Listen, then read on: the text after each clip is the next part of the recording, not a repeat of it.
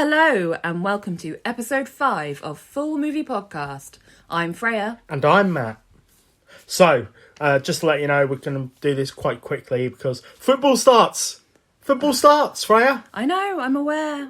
For those of you who aren't aware, the UK has not had any football for the past 3 months. Boo! And Matt's team are playing tonight. Yay! So we kind of got to speed through this one, you know? It's going to be quite a quick episode. No, it's going to be normal length. All right. Okay, so what film are we going to be doing tonight? We are discussing the magnificent, opulent, tremendous, stupendous, gargantuan bedazzlement that is the spectacular Moulin Rouge. And after that intro, we have no time for the rest of the podcast. So thank you, everybody.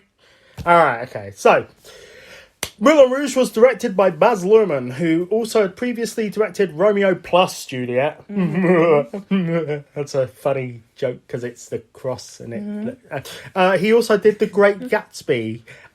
It was written by Baz Luhrmann and Craig Pearce, who, if I'm honest, he's basically just done the same films that Baz Luhrmann's done. I think he didn't do Strictly Ballroom, but he's done every other Baz Luhrmann film. Oh, okay. As well as the 2009 Oscar sketches, which will go down as history as being one of the worst Oscars ever. That was the one with Anne Hathaway and James Franco. So, Oh dear.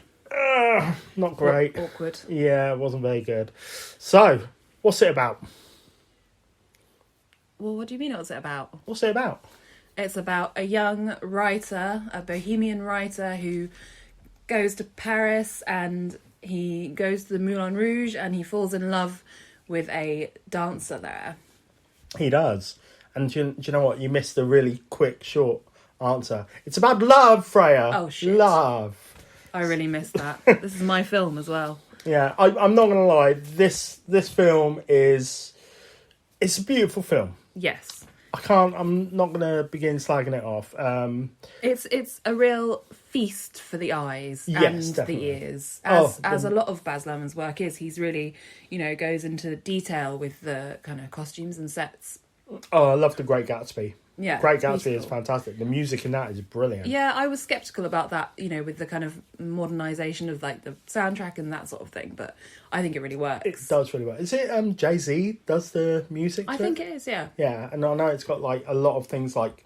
What? Why are we talking about We're The not Great talking Gatsby? about that film. So, Moulin Rouge. Moulin Rouge features artists such as the late great David Bowie, the Christina Aguilera, Pink, Little Lady Marmalade. That one, yeah. It has Fatboy Slim. It's got it's got a lot of good. Everyone, yeah, just everyone. Even Ozzy Osbourne sings a line. Oh, Beck is in it. I love Beck. Yeah. So yeah, what are we going to talk about with this one then? So, I mean, there is so many things that I could say about this film. So, I mean, practically every scene is a favourite scene. And really, it does just take you on a huge emotional roller coaster from joy to absolute despair, What's your favourite scene? I have singled out 3. 3. Just 3. I'm going to miss the football, come on! So, I really like the kind of the first time that Satine and Christian, Ewan McGregor and Nicole Kidman, when they're alone together in the elephant. So not the love medley, but before that. Right. Sure. When there's the whole misunderstanding, she still thinks that he's the Duke, and he has no idea that she thinks the Your Song scene. Yes, exactly. Yes. Thank you. Yes. She's doing like, oh, you naughty, Oh, whilst he's reading, poetry, essentially. Yeah. It's just so stupid and funny, and, two people who are very, very sexy manage to make complete tits of themselves, through misunderstanding what is going on. I mean, that's my favourite scene, because not only because it's quite funny, it's very romantic, but also Elton John's Your Song is possibly the most romantic song ever. It's very beautiful. I love that song. And I it's one of those, the clip on YouTube I've seen quite a few times. So, yes, that is, without a shadow of doubt, my favourite scene. What else? I think the trouble with this film is that It's not a film I would watch with anyone apart from you because of the caterwauling I must do along to the whole thing. So next, I love the like a virgin scene when Zidler is distracting the Duke when Satine has gone. You know, she's missing. She's with Christian, and it's all a bit creepy and pervy. You know, with Harold Zidler, you know, playing the kind of virgin character, and the Duke kind of just being a big old creep. But it's very funny, and it's weird to see, you know, Jim Broadbent in a fat suit singing like a virgin, you know. Yeah. Which, just quick fact, that actually wasn't Jim Broadbent singing. Oh, really? Yeah, he was miming along to that. Huh. I know. I was so shocked then. Did you hear? It was in your voice. There was authentic shock there. It really sounds like him. Yeah. I'm impressed. I never would have guessed. Granted, I've never heard him sing. He could sing, do the con, and then, you know, it'd sound stupid. So but does he not sing any of it then? I'm not sure. I don't think so. I mean, I think he probably does, but I know for that isn't him. I feel completely betrayed. My third and final favourite scene is a bit of a, you know, turn of emotions because it's the tango, the Roxanne scene. Roxanne. Did you know you are legally you legally have to go Roxanne whenever someone says Roxanne. So yeah, and that's court of law.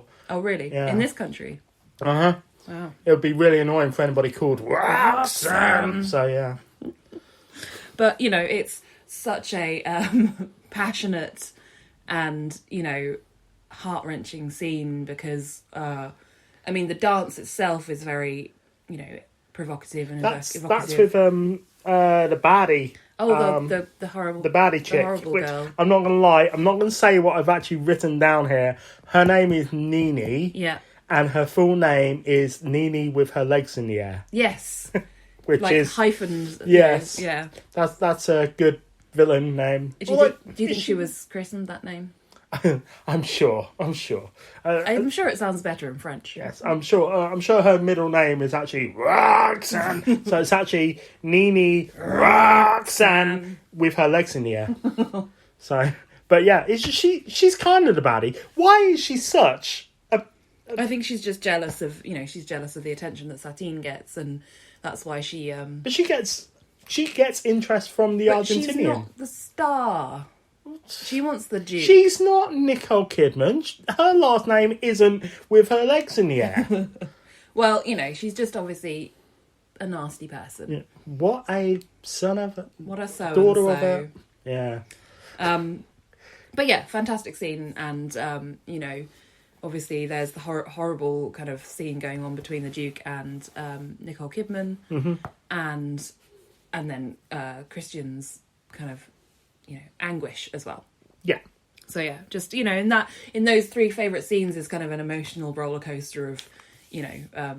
well, the whole film is. Yeah, I mean, yeah. Granted, admittedly, I'm not massively into romance films. No, I do love a good romance. I mean, When Harry Met Sally is one of my favourites. Me less so. You are more than I am. Yeah, well, you know. I mean, before I met Freya, I was heavily into, like, horror films and, like, extreme cinema. And then once I met Freya and she liked horror films, I was like, oh, well, I'm going to start liking comedies and romance. I actually watched Bridget Jones's Diary. Well, the third one. Oh, what, her baby? Yeah. What's wrong with you? Well, we're not going to review it. But yeah, so it's... I haven't seen it. I will gladly watch them now. But yeah, my... back in the day, I never used to really go in for this. But Moulin Rouge was one of those romances that kind of changed me. And it was like, it's a good film. But again, I was heavily into the music. So... Absolutely, yeah. So, let's go on to some facts. Tell us some facts. Right, first of all, necklace worn by Nicole Kidman was made of real diamonds and platinum and was the most expensive piece of jewellery ever specifically made for a film. I'm going to butcher this name. The Stefano Cantura necklace, Sure. yeah, sure, that sounds right, was made with 1,308 diamonds, weighing a total of 134 carats. Goodness. Carats is...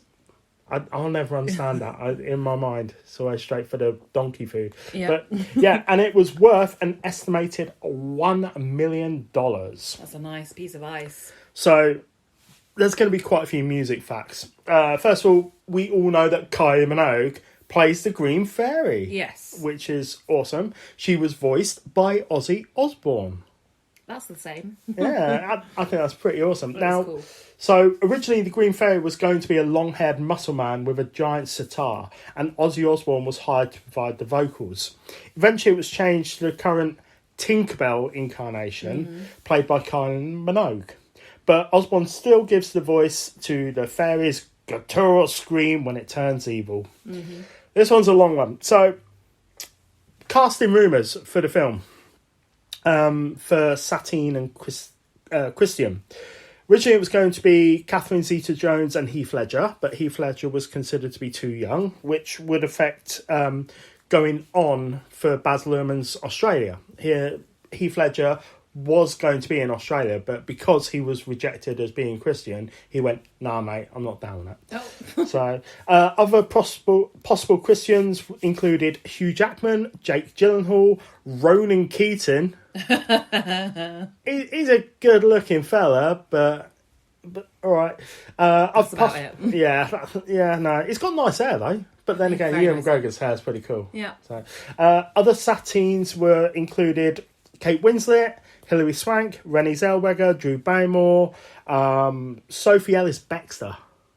Yeah. In the UK, we have a band called Ash. Their lead singer, Tim Wheeler, was desperate to play this role and auditioned and provided music beyond belief for the film. And basically Baz Luhrmann went, "No, you're not right." Which is a bit of a shame because he's a really cool person. Courtney Love wanted to play Satine. Satine. I said it first. Ugh. Yeah. So she heavily auditioned for Satine. Unfortunately, she didn't get the role, and essentially Baz Luhrmann described Courtney Love as being the fire to Nicole Kidman's ice. Now, that would start a one-way feud between Courtney Love and Nicole Kidman. I know, it's a bit weird. Where Courtney Love was on TV, and I think it was MTV show, and she referred to Nicole Kidman as the puddle. Oh. It's like, come on. And Nicole Kidman was like, who?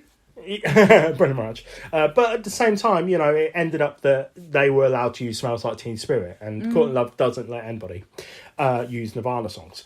According to an interview with Craig Pearce on DVD Extra, an early draft of the script had the Count seducing both Satine and Christian, and then hooking them up with morphine.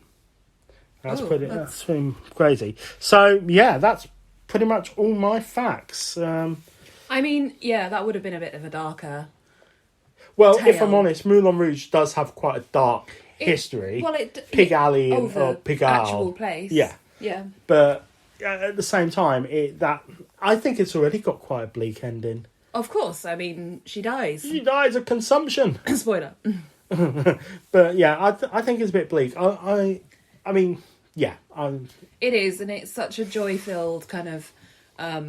there is so much joy and romance and you know, what's the word I'm looking for? Just, it's so vivacious, and then that's why it makes it even more devastating towards the end. Yeah, exactly. So, I mean, I like the film, and you like the film, so... I love it, and I love the soundtrack.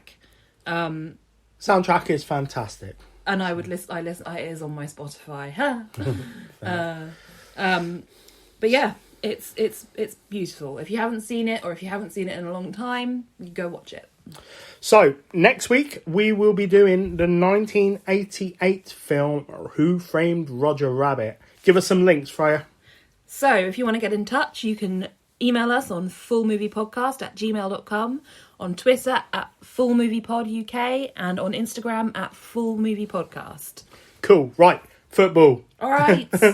Sorry, this is a bit of a quick episode. Lots of love to everyone, and tune in Sunday? Yep, Sunday. Cool. Have a good one, guys. Love you. Bye. Bye.